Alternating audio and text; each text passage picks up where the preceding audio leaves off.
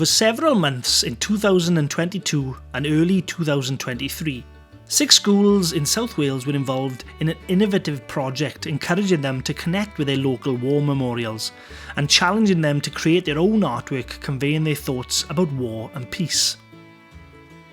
Between them, the youngsters looked at well over 100 memorials and saw the names of literally thousands of local men and women who had died in the world wars. They were guided by Dr. Gethin Matthews of Swansea University, who talked to them about the impact of the 2 world wars upon Welsh communities and how they've been remembered, and by me, Siôn Tomos Owen, looking at the imagery of all the memorials and discussing what messages they conveyed. Back at the schools, the pupils then created their own work using plywood and paint. It was a lot of fun. Then, in June 2023, we brought the 6 artworks together in one place, and what a great place it was. We had a room in the Pierhead building in Cardiff Bay, overlooking the Senedd, the home of Welsh democracy. Here, we had the Tree of Peace from Ysgol Glan Taf, a bridge from Ysgol Gartholwg, a rugby ball full of local imagery from Rhondda, a hand which was also a dove of peace from Llanganwyd, 2 figures resembling a stained glass window from Ysgol Gwynllyw, and from Ysgol Rhondda, a Merthyr-inspired artwork. So what did everyone think of it all? Felt really proud walking in here today into the Pierhead building, in the capital city as a school from the Cynon Valley, walking to the capital city and seeing an exhibition with these, it's so professional, with these imposing sort of memorials that's so different from all the other ones that you see around our local area, however inspired by those that are in the local area as well. It was really refreshing to see. Very proud. What we noticed is that they all carry a message of peace, which is very different to a lot of the older memorials that we saw. A lot of them glorified war, not all of them, but a lot. Whereas here, they all seem to be promoting an idea of a peaceful future and how war is never the answer. I thought it was quite satisfying to see that everybody had still kept the aspect of a World War I or World War II memorial, but they put their own spin on it. They'd done something to do with their school, or they'd just done something special with it, and I thought that was very cool. The murals that we saw on the trip were about glorifying war and saying that it was a good thing to take part and help your country and help others.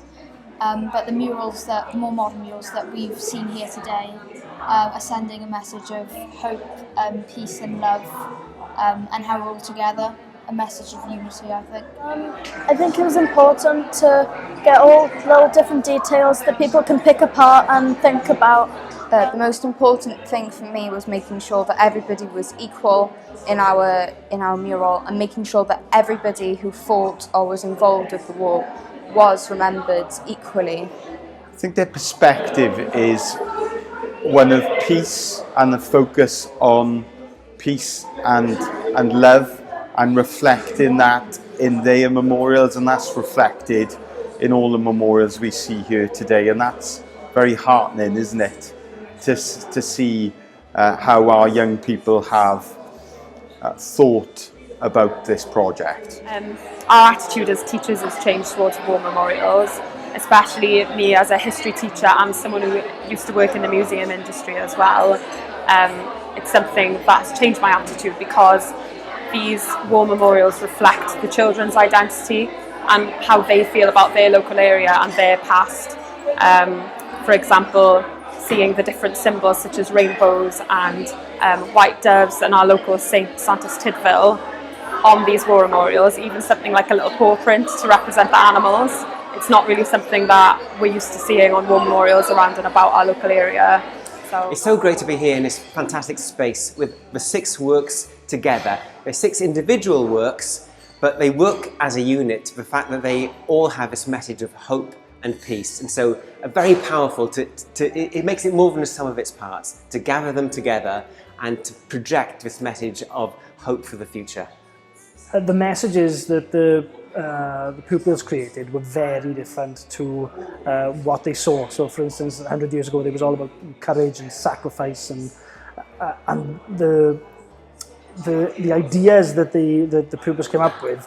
I was taken aback by some of them because they were so, for 13 and 14-year-olds, they were very strong ideas, and they had obviously understood what they'd seen, and it's a heavy subject, so for them to come up with some of these ideas, so thank you was one of them, and then hope for the future was another. So I think the hopeful element is something that came through in every single one of them, and it wasn't through prompting, it came from the pupils, which shows that because they lived through a period of peace, they are hopeful. There's no war hasn't touched them in a way that it touched some of them from 100 years ago. And I think that's a hopeful idea, that because the younger generation are seeing hope and creating these memorials of hope, that's hopeful for us to view as well. The project War and Peace, Welsh Schools Remember War and Conflict, is an IWM 14 to 18 Now Legacy Fund commission in partnership with Swansea University.